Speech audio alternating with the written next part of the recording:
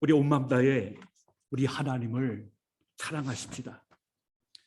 1988년에 시인가 촌장 하덕기 씨에 의해서 발표된 곡으로 후에 조성모 씨가 불러 히트한 노래 중에 가시나무가 있습니다. 가사가 아주 심오한 것으로다가 정평이 난 곡으로 우리 인간 세계의 내면을 잘 보여주는 노래입니다. 한국 대중음악 명반 100에 선정될 정도로 인기 있는 노래로 가사는 다음과 같습니다. 내 속엔 내가 너무도 많아서 당신의 쉴 곳 없네. 내 속엔 헛된 바람들로 당신이 편할 곳 없네. 내 속엔 내가 어쩔 수 없는 어둠, 당신의 쉴 자리를 뺏고, 내 속엔 내가 이길 수 없는 슬픔, 무성한 가시나무 숲 같네. 바람만 불면 그 메마른 가지 서로 부대끼며 울어대고, 쉴 곳을 찾아 지쳐 날아온 어린 새들도 가시에 찔려 날아가고, 바람만 불면 외롭고도 괴로워 슬픔 노래들 부르던 날이 많았는데 내 속엔 내가 너무도 많아서 당신의 쉴 곳 없네. 바람만 불면 그 메마른 가지 서로 부대끼며 울어대고, 쉴 곳을 찾아 지쳐 날아온 어린 새들도 가시에 찔려 날아가고. 내 속엔 내가 너무도 많아. 뭔가 가슴을 아리게 하는 가사입니다. 내 안에 내가 가득 차 있기 때문에 쉴 곳을 찾아 나로 지친 어린 새들조차 품을 공간이 없는 황량한 인간. 그것이 가시나무가 상징하는 인간 내면의 황폐한 모습입니다. 가시나무는 가시를 가지고 있는 나무를 말합니다. 성경에도 가시나무라는 단어가 많이 등장하고 있습니다. 근데 그 내용이 하나같이 부정적입니다. 성경에 가시나무가 맨 처음 나온 것은 창세기 3장 18절입니다. 하나님께서 먹지 말라는 그 실과를 딱 먹고 아담이 따먹은 아담에게 하나님께서 주신 말씀입니다. 이렇게 말하고 있습니다. 하나님께서 아담에게 이르시되 내가 내 아내의 말을 듣고 내가 내게 먹지 말라 한 나무의 열매를 먹었은즉 땅은 너로 말미암아 저주를 받고 너는 내 평생에 수고하여야 그 소산을 먹으리라. 땅이 내게 가시덤불과 엉겅퀴를 낼 것이다. 가시나무는 인간의 죄를 짓고 나서 인간에게 부과된 저주와 수고를 의미합니다. 그래서 이제 성경에서 가시나무는 악을 행하는 자, 저주, 황폐, 그리고 이스라엘의 적, 열매 맺지 못한 자, 육체의 고통을 비유하는 데 사용되고 있습니다. 온통 부정적입니다. 이것을 한마디로 말하면, 좀 거칠게 표현하면요, 세상에 재수 없는 것들의 대명사라고도 할 수 있습니다. 근데 오늘 본문에 가시나무가 등장합니다. 오늘 본문은 요담의 우화로 알려진 내용입니다. 우화란 일반적으로 등장인물에 사람이 아니라 식물과 동물을 포함하는 짧은 이야기로다가 어떤 이데올로기, 어떤 교훈을 주고자 하는 짧은 이야기입니다. 우리가 이성 우화를 생각하면 쉽게 이해가 될 것입니다. 그리고 그 내용은 보통 풍자와 비판이 줄을 담고 있습니다. 오늘 보면 7절은 사람들이 요담에게 그 일을 알림해 요담이 그리심산 꼭대기로 가서 서서 그의 목소리를 높여 그들에게 외치르되 세겜 사람들아 다 내 말을 들으라. 그리하여 하나님이 너의 말을 들으시자 한 목소리로 높이고 있습니다. 본문에서 요담은 기드온의 아들로서 기드온의 70 아들 중에 맨 꼴찌로 추정되고 있습니다. 그런데 오늘 본문에 보면 사람들이 요담에게 알린 그 일을 듣고 나서 요담이 이 우화를 선포하고 있는 것입니다. 그렇다면 오늘 본문이 말하는 이 무엇입니까? 우리가 그걸 알기 위해서는 사사기 9장 1절로 6장의 내용을 찾아가야 합니다. 9장 1절을 보십시다. 여롯바알의 아들 아비멜렉이 세겜에 가서 그의 어머니의 형제에게 이르러 그들과 그의 외조부의 집에 온 가족에게 말하여 이르되라고 말씀하고 있습니다. 여기서 여룹바알이란 기드온을 말합니다. 오늘 본문은 기드온의 죽고 난 후 그 기드온의 아들들 사이에서 이루어진 피비린내나는 형제의 난을 말하고 있습니다. 그러므로 기드온은 죽었지만 아직 기드온의 이야기는 끝나지 않은 걸 볼 수 있습니다. 결국은 기드온이 뿌린 씨앗이 때가 차면 그의 자식들 가운데 어떻게 그게 열매 맺는가를 보여주고 있는 같은 후속적인 이야기입니다. 근데 오늘 본문에 갑자기 아비멜렉이라는 사람이 등장하고 있습니다. 사실 이 아비멜렉은 기드온의 이야기가 한창 지내 중이던 사사기 8장 31절에 등장합니다.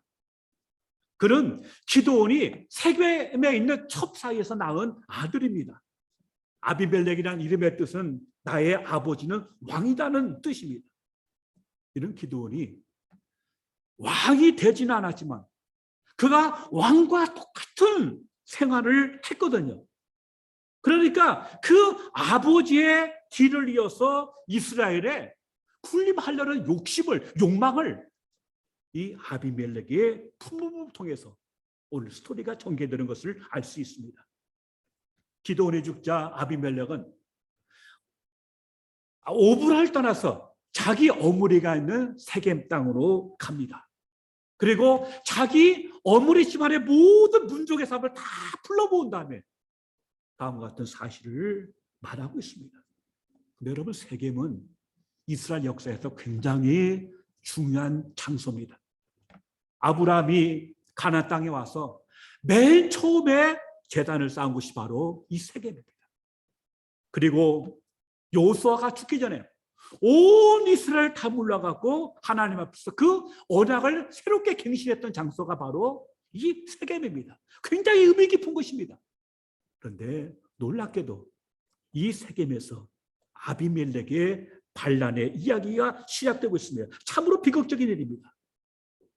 아비멜렉은 첩이었기 때문에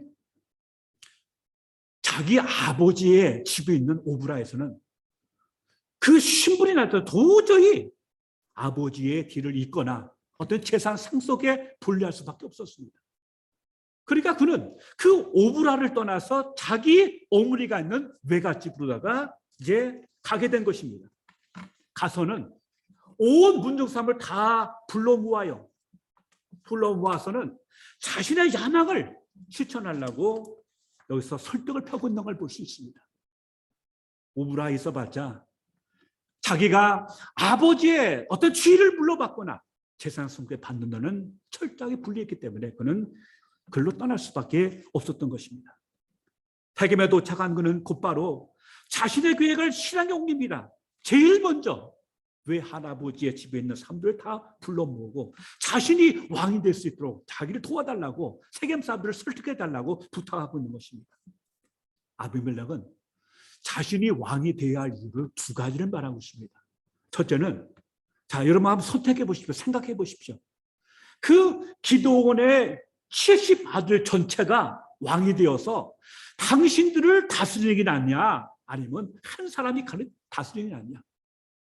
근데 이것은요, 굉장히 과장된 속임수입니다. 왜냐하면 일단 사사는 세습직이 아닙니다. 그러므로 그 사사 시대의 그 기드온의 아들들이 그걸 물러받을 수가 없어요. 혹 물러받는다 할지라도 어떻게 70명이 한꺼번에 왕이 돼서 그들을 다스릴 수 있겠습니까? 잘해야 그중에 한 사람이 다스리지 않겠습니까? 근데 오늘 아비멜렉은 70명 전체가 당신들을 다스릴 거라고 과장되게 해서 말하고 있는 것입니다. 둘째는, 당신들과 우리는, 나는 같은 고륙지친 아니냐고 그렇게 말하고 있는 겁니다. 여러분, 성경에서 고륙이란 말은 아주 가까운 사이, 같은 피부치, 같은 문중을 여기서 말하고 있는 단어입니다. 그렇기 때문에 아비멜렉은 나를 섬기면 당신들한테 뭔가 이득이 되지 않겠느냐, 함께 우리가 권력을 나누고 함께 이득을 남기면 나나 당신들이나 좋지 않겠느냐 하면서 이 사실을 세겜들한테 반드시 주지해서 나를 왕으로 세워달라고 이렇게 부탁을 하게 되는 것이죠. 우리는 여기를 통해서 참 이 아비멜렉이요, 아주 탁월한 선동가임을 볼 수 있습니다. 정치적 책략가입니다. 그런데 여기 본문 전체에는 아무리 한 구석에도 하나님의 뜻, 하나님의 의도, 하나님의 말씀은 전혀 없는 것을 보게 됩니다. 문제는 이와 같은 아비멜렉의 선동에 이 세겜 사람들이 어떻게 반응하느냐 하는 것입니다. 놀랍게도 세겜 사람들은 아비멜렉이 첩의 자식임에도 불구하고 그의 설득을 받아들이 넘어간 것이죠. 그리고는 옳다, 같이 하자 그래 놓고는 바알불이 친전에서 은 70개를 모아서 군자금으로 내놓습니다. 그럼 바알불이은 바알의 또 다른 이름입니다. 그러므로 이 말은 세겜 사람들이 이미 하나님을 떠나서 바알을 섬기고 있는 모습을 보여주고 있습니다. 그리고 바알 신들에서 은을 가져다가 이걸 가지고 고사를 하라고 이렇게 취지하고 격려하는 그 같은 모습을 보여주고 있는 것이죠. 그러므로 이 역사는, 이 일은 처음부터 반역이고 배교임을 우리 여기서 확인할 수 있습니다. 기드온은 그 돈을 가지고 용병들을 고용합니다. 오늘 성경은 그들은 방탕하고 경박한 삶이라고 표현되는데 그 뜻은 무가치하고 무모하고 제멋되는 사람들로, 즉 그들은 한 지도자에게 충성하는 사람들이 아니고 돈만 주면 어떤 짓도 할 수 있는 같은 경박한 사람들인 것을 볼 수 있습니다. 아비멜렉은 그 돈으로 산 용병들을 데리고 아버지 집인 오브라로 갑니다. 가서는 전체 그 자기 형제들이죠, 기드온의 아들들 전체를 잡아요. 그리고 놀랍게도 무섭게도 그 70명을 한 바에서 하나씩 몽땅 죽이는 것 같은 모습을 보여주고 있습니다. 사사기 8장 30절에 따르면 여룹바알의 아들은 전부 70명인데 그 모두를 죽인 것입니다. 여기서 사사기 저자는 아비멜렉의 잔인성을 강조하기 위해서 여룹바알의 아들들이 아비멜렉의 형제라는 사실을 언급하고 있습니다. 자신이 권력을 차지하기 위해서 베단의 형제 70명을 한 자리에서 죽이는 그의 참 잔인하고 패력적인 모습을 본문은 보여주고 있습니다. 기드온의 아들들이 모두 죽자 세겜과 밀로 사람들은 아비멜렉을 왕으로 추대합니다. 그래서 아비멜렉은 이스라엘의 비공식적인 최초의 왕이었습니다. 이 끔찍한 살인극에서, 이 와중에서 요담은 가까스로 스스로 몸을 숨겨서 목숨을 건져서 그리고 나서 이 소식을 들은 것입니다.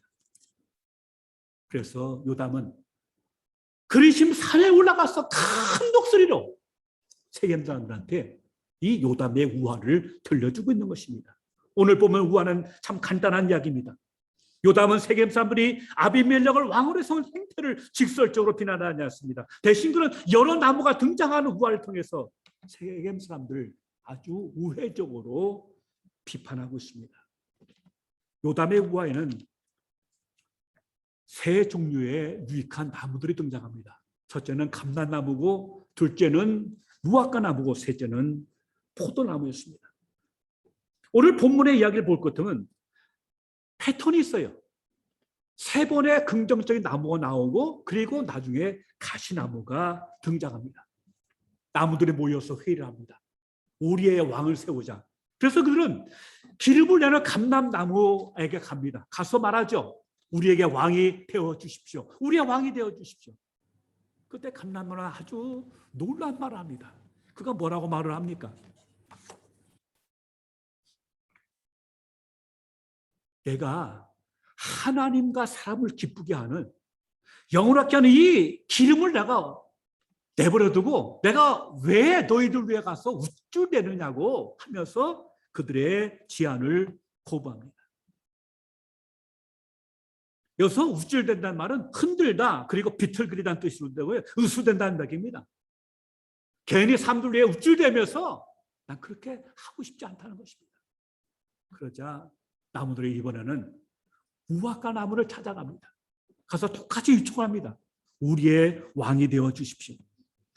그러니까 무화과 나무가 뭐라고 합니까? 나의 단 것과 나의 아름다운 열매를 내가 어찌 버리고 가서 나무들 위에 우쭐대리요? 안 하겠다는 겁니다. 그러자 나무들이 이번에는 포도나무를 찾아가서 우리의 왕이 되어달라고 부탁합니다. 이때 포도나무가 뭐라 합니까? 10번들 보시면 포도나무가 그들에게 이르되 하나님과 사람을 기쁘게 하는 내 포도주를 내가 어찌 버리고 가서 나무들 위에 우쭐대리요? 참 놀라운 거 아닙니까? 이렇게 감람나무와 무화과 나무와 포도나무가 왕따고 싫어, 난 이게 좋아 하면서 그 제안을 거절합니다.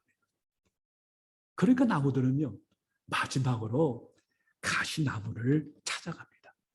가서 우리의 왕이 되어달라고 부탁을 해요. 그러니까 그 가시나무가 그래? 대주지. 그러면서 아주 이상한 말을 하는데 15절에 기록되어 있습니다. 우리 함께 보겠습니다. 가시나무가 나무들에게 이르되 만일 너희가 참으로 내게 기름을 부어 너희 위에 왕으로 삼겠거든 와서 내 그늘에 피하라. 그리하지 아니하면 불이 가시나무에게서 나와서 레바논의 백향목을 사를 것이냐 하였는지라. 오늘 본문에서 내 그늘에 피하라는 말은 나의 보호 아래에 있으라는 뜻입니다. 여러분, 이게 말이 됩니까? 가시나무에는 변변한 그늘이 없어요. 잎이 없어요. 그렇기 때문에 가시나무에 가까이 못 됩니까? 잎은 없어서 그늘은 안 되고 오히려 가시에 찔릴 수밖에 없지 않습니까? 이 말은 가시나무가 자기의 본질을 모른다는 얘기입니다. 자기의 한계, 자기 존재의 핵심 그런 거 몰라요. 그러면서 만일 너희가 내 말을 듣지 않으면 가시나무에게서 불이 나가서 그 좋은 레바논의 백향목을 태울 것이라고 하는 아주 공격적이고 포악적인 그 같은 말을 하는 걸 볼 수 있습니다. 여러분, 우린 여기서 가시나무의 그 진정한 실체를 우리가 알 수 있습니다. 가시나무는 그 왕이라는 자리가 사람들을 섬기고 그늘을 주면서 그들을 보호하는 게 아니고 나무 위에 군림해서 그들을 권력으로 압제하는, 내 말 듣지 않으면 얼마든지 공격할 수 있는 같은 것으로다가 왕권을 그가 이해하고 있는 것을 우리가 살펴보게 되는 것입니다. 결국 자신은 절대 권력자라고 하는 생각, 이것이 지금 가시나무가 안고 있는 문제점입니다. 이것이야말로 자격도 조건도 되지 않음에도 불구하고 왕의 자리를 탐내서 형제들을 무참하게 학살한 아비멜렉의 실체를 보여주는 말이라고 해도 과언이 아닐 것입니다. 요담의 우화는 아비멜렉이 그리고 너희 세겜 사람들이 그렇게 될 것을 예언하면서 너희가 한 짓이 옳은 행실이면 그렇지 않거니와 만일 그게 악한 행실이면 서로에게 불이 나와서 서로를 불살라 버릴 것에 대해서 저주하게 된 것입니다. 말이 씨가 된다고 이후의 사건은 요담이 저주한 것과 똑같이 진행되었습니다. 영원할 것 같은 그들의 야합은 불과 3년을 넘기지 못해요. 먼저 세겜 사람들이 아비멜렉을 배신합니다. 배반합니다. 그러니까 아비멜렉이 빡쳐갖고는 그 세겜 사람들을 아주 사글이 학살합니다. 무참하게 죽입니다. 그 세겜 사람들만 죽인 걸로 손이 안 차자 그 사람은 인근 도시까지 찾아가면서 학대하다가 학살하다가 마지막에는 데베스라는 인근 도시에 가서 사람들이 다 아비멜렉 군대를 피해서 막루로 올라가니까 그 막루에 불을 지르라고 나무를 패다가 밑에 깔고 그런 와중에서 너무 가까이 막루 가까이 갔다가 막루 위에서 한 여자가, 한 여인이 맷돌 윗짝을 내려 던져갖고 그게 머리에 맞아서 아비멜렉의 두개골이 박살납니다. 그리고 죽어요. 사실 여인한테 더구나 평범한 주부의 맷돌에 맞아 죽는다는 것은 굉장히 부끄러운 죽음이었습니다. 그리고 아비멜렉의 죽음을 통해서 아비멜렉과 세겜 사람의 갈등과 싸움과 이 학살도 종지부를 찍게 됩니다. 결국 어떻게 된 겁니까? 아비멜렉에 의해서 불이 나와서 세겜 사람들을 살렸고, 그리고 세겜 사람과 밀로의 집에서 불이 나와서 아비멜렉을 사르고 만 것입니다. 여러분, 인간의 탐욕, 특별히 권력욕이란 이렇게 무섭습니다. 하늘에 절대로 두 개의 태양은 있을 수 없다는 것입니다. 아주 오래전에 한국 정치 삼김씨 중에 하나인 김종필 씨는 부자 사이에 여인은 공유해도 권력은 공유할 수 없다는 참 의미심장한 말을 했습니다. 그만큼 권력이 가는 유혹은 치명적이라는 것입니다. 여러분, 오늘 본문이 말하는 죄는 어떤 모습입니까? 첫째는 자신의 분수를 모르고 탐욕을 품는 것입니다. 바울은 탐심을 우상 숭배라고 했는데, 첩의 아들인 아비멜렉의 권력을 한 그의 집요한 권력 의지와 그의 분수를 넘어서는 그의 욕심 때문에 얼마나 많은 사람들이 억울하게 피를 흘렸습니까? 둘째는 그 과정에서 빚어지는 피비리 나는 잔혹성, 그리고 잔인함입니다. 아무리 그래도 그렇지, 어떻게 배달은 형제 70명에서 이제 정확히 말하면 요단 빼면 69명이겠죠. 그들을 한 자리에서 다 잡아 죽일 수가 있습니다. 이거는 아무리 생각해도 인간이 할 짓이 아닙니다. 그리고 단지 그 아비멜렉 같은 혈족, 고륙, 가깝다는 이유 하나, 일종의 지방색 아니겠습니까? 그 이유 하나 때문에 이 불의한, 이 잔혹한 아비멜렉을 도와서 이 일을 거사에 함께 동참한 세겜 사람들 역시 책임을 면치 못할 것입니다. 아비멜렉이야말로 정말 가시나무, 내 안에 온통 권력에 대한 욕심 때문에 눈도 가려지고 귀도 박혀서 사람들이 자기 말을 안 듣자 불을 뿜어서 주변의 모든 일을 태우고 결국 그 불길에 자신도 타 죽은 가시나무 자체가 아니겠습니까? 오늘 우리 마음에 울림을 주는 것은 가시나무와 정반대의 감람나무와 무화과나무와 그리고 포도나무입니다. 여러분, 그들이 왕이 못 되어서 불행했겠습니까? 배가 아파서 시기심에 잠 못 이룰 채 날밤을 새웠을까요? 아닙니다. 그들은 그 자체로 행복했습니다. 어떻게 하면 그런 삶이 가능했을까요? 첫째, 그들은 자신의 삶, 자신의 소명에 충실했습니다. 그리고 그것으로 만족했습니다. 감람나무와 무화과나무와 포도나무가 한결같이 하는 소리가 뭡니까? 내게 있는 나의 기름은 하나님과 사람을 영원하게 하는데 내가 어찌 그것을 버리겠느냐? 난 이대로 만족하다, 이대로 감사하다. 그게 아니겠습니까? 이는 무화과나무나 그리고 포도나무도 동일했습니다. 새 나무는 동일하게 한결같이 자신의 소명, 자신의 역할에 만족했습니다. 그것을 소중히 여기고 아주 자랑스럽게 생각했습니다. 서울대학교 행복연구센터의 최인철 교수는 행복의 만학에 새로운 이름을 붙여준다면 흡족이라고 했습니다. 흡족이란 조금도 모자람이 없을 정도로다가 넉넉하여 만족함을 의미합니다. 흡족이란 자기가 하는 일을 사랑하는 사람들입니다. 왜 산에 오르냐고 물으면 거기 산이 있어서라고 대답하는 사람들, 그런 사람들의 흡족입니다. 흡족은 돈이나 명예를 위해서 살지 않습니다. 그렇게 일하지 않습니다.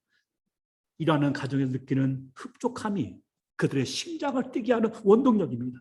남의 눈치나 시선을 의식하지 않고 자신의 일에 만족하는 사람, 그것이 진정으로 행복한 사람들의 특징입니다. 둘째, 그들의 귀한 것은 자신만 생각한 게 아니고 하나님과 다른 이들을 생각했다는 데 있습니다. 여러분, 오늘 새 나무가 동일하게 반복하는 단어가 무엇입니까? 하나님과 사람을 생각한다고 합니다. 하나님과 사람을 기쁘게 한다는 것입니다. 하나님과 사람을 영원롭게 한다는 게 아닙니까? 여러분, 행복은 행복 자체가 목적이 되는 순간 그것은 멀어진다고 합니다. 진짜 행복은 오늘 새 나무처럼 하나님과 사람을 기쁘게 하는 데서 깃드는 열매입니다. 유명한 인문학자 아브라함 메슬로우는 그의 인간 존재 심리학에서 인간의 욕구를 여러 층으로 묘사합니다. 첫째는 생물학적 1차적인 욕구입니다. 먹고 자고 배설하고 성애의 욕구를 말하고 있습니다. 둘째는 안전의 욕구입니다. 셋째는 소속감과 애정의 욕구입니다. 우리는 어딘가에 우리 자신이 속하기를 원하고 그 속에서 함께 소속감을 나누면서 사랑받기를 원하는 게 우리 인간의 세 번째 욕구입니다. 그 다음에는 자기 존중의 욕구입니다. 우리 누구도 남이 나를 무시하는 거 우리 못 견딥니다. 그 원치 않습니다. 그리고 넷째는 자기 실현의 욕구입니다. 그런 말이죠. 호랑이는 죽어서 가죽을 남기고 사람은 죽어서 이름을 남긴다고 합니다. 뭔가 내가 이 땅에 왔으면 뭔가 의미 있는, 뭔가 가치 있는 그런 일을 하고 자기 이름 석자를 뭔가 자랑스럽게 남기고 싶은 욕구. 우리 모두가 다 갖고 있는 아주 고차원적인 욕구라고 할 수 있습니다. 그러나 우리 그리스도인들은 한 단계 더 올라가야 합니다. 자기 실현의 욕구 위에 하나님의 욕구가 있습니다. 하나님이 나를 향해서 원하시는 부름의 뜻이 있습니다. 그것이 진정한 뭡니까? 소명의식입니다. 근데 그거는 아무나 되는 게 아니고요. 정말 하나님을 경험한 사람만이 나 자신을 부인하고 나의 어떤 한계를 넘어서 하나님의 뜻과 하나님의 부르심과 하나님의 나라에 헌신하기 마련입니다. 그리고 그 목적에 우리가 헌신할 때 나보다 더 큰 가치, 더 큰 목적, 더 큰 의미에 우리가 헌신할 때 연결될 때 그때 비로소 가장 깊은 차원의 행복, 깊은 만족의 흡족함이 우리 속에 샘물이 고이듯이 고이게 되는 것입니다. 오늘 감람나무와 무화과나무와 포도나무가 하는 말을 다시 한번 곰곰이 생각해 보십시오. 하나님과 사람을 기쁘게 하는, 영원롭게 하는 이 일을 내가 어찌 버리고 나무들 위해 우쭐댈 것이냐. 난 그거 원치 않는다고 하는 거. 깊은 의미를 가진 말씀입니다. 셋째, 오늘 우리가 놓치지 말아야 할 것은 새 나무는 오늘 지금 여기서 행복했다는 것입니다. 그들은 내일로 행복을 미루지 않았습니다. 이 말이 중요한 이유는 너무나 많은 사람들이 행복을 내일로 미뤄둔 채 오늘을 아주 버겁게 바쁘게 힘겹게 살아가기 때문입니다. 우리 모두 성공적인 삶을 원합니다. 누구도 실패하려고 일하는 사람도 뛰는 사람도 없습니다. 성공은 곧 행복이라고 믿기 때문입니다. 문제는 많은 이들이 사회적으로 그 나름의 성취와 성공을 했음에도 불구하고 행복하지 않다는 게 있습니다. 원하는 고지, 원하는 목표가 있어요. 죽으라고 이래서 그걸 찾게 했어요. 그럼 거기서 그걸 누리고 기뻐하고 감사하는 게 누리는 건 한순간이고 그 너머에 또 다른 목표, 또 다른 고지를 향해서 또 달려가고 있는 것입니다. 왜 그래요? 그 고지 너머에 진정한 행복이 있다고 믿기 때문입니다. 그래서 오늘 현대인들은 미래의 성공을 위해서 눈앞에 행복을 희생해야 한다고 생각합니다.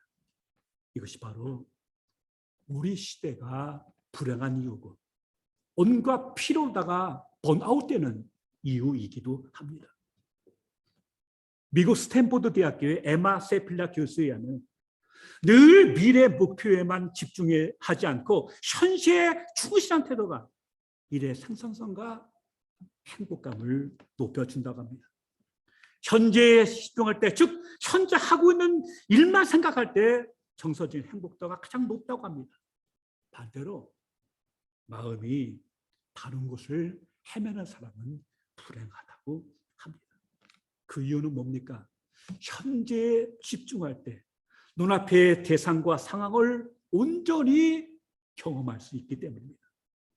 많은 것을 조금이라도 더 빨리 해내야 하는 강박관념에 사로잡히는 대신에 속도를 늦추고 곁에 있는 사람과 진정으로 함께 있는 것, 그리고 대화하고 있는 주제에 몰입하는 것, 눈앞의 일에 100% 집중하는 것이 열쇠라는 것입니다.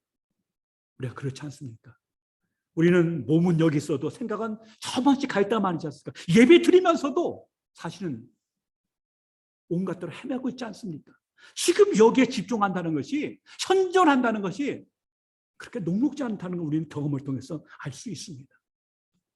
오늘 새 나무가 마음에 울림을 주고 우리에게 교훈을 주는 것은 그들은 지금 행복을 지금 여기서 누리기 때문입니다. 그러니 그깟 왕이 됐겠습니까? 그런 마음이 없는데 그들의 왕의 자리를 거절했을까요? 중요한 것은 이것을 현재에 누려야 한다는 것입니다. 이를 위해서는 삶의 속도를 늦추고 눈앞의 현재에 집중해야 합니다. 성경은 언제나 지금 여기를 강조합니다. 그래서 하나님께서는 하나님께 죄를 짓고 등 돌리고 숨은 아담에게 뭐라고 말하고 계십니까? 아담아, 내가 어디에 있었느냐? 어제를 묻지 않습니다. 너 어디 있을 거니? 내일 묻지 않습니다. 아담아, 내가 어디에 있느냐? 지금 현재를 물으십니다. 내일은 우리의 시간이 아닙니다. 그건 하나님의 영역입니다. 그래서 바울은 고린도후서 6장 2절에서 보라, 지금은 은혜 받을 만한 때요, 보라, 지금은 구원의 날이로다 하였습니다. 아비멜렉처럼 온통 내 안에 나로 가득 찰 때, 내 욕심과 야망과 욕망과 탐심과 자기 에고, 나로 가득 찰 때 자신만 생각하는 가시나무는 결코 그 나무에서 행복의 꽃도 열매도 피우거나 거둘 수 없을 것입니다. 행복은 언제나 오늘 자신의 소명에 만족하며 내 주어진 모든 것을 긍정하고 감사하며 하나님과 다른 이들로서 헌신하고 노력하는 감람나무, 무화과나무, 포도나무 어떤 사람에게만 열리는 하나님의 위로부터 부어주시는 특별한 선물이기 때문입니다. 이 은혜와 이 축복이 여러분께 충만하시기를 주의 이름으로 축원합니다. 기도하겠습니다. 아버지 하나님, 감사합니다. 오늘 우리에게 은혜 주셔서 우리 또한 가시나무가 아닌 감람나무, 무화과나무, 그리고 포도나무 되어서 우리의 사명에 충실하며 감사하며 만족하며 하나님께 영광되고 다른 일을 섬기는 하나님의 사람들 되게 해 주옵소서. 하늘의 복을 누리게 하시고 함께 이 땅에서 하나님의 나라를 만들어가는 우리 모두가 되게 하여 주시옵소서. 예수님 이름으로 기도하옵나이다. 아멘.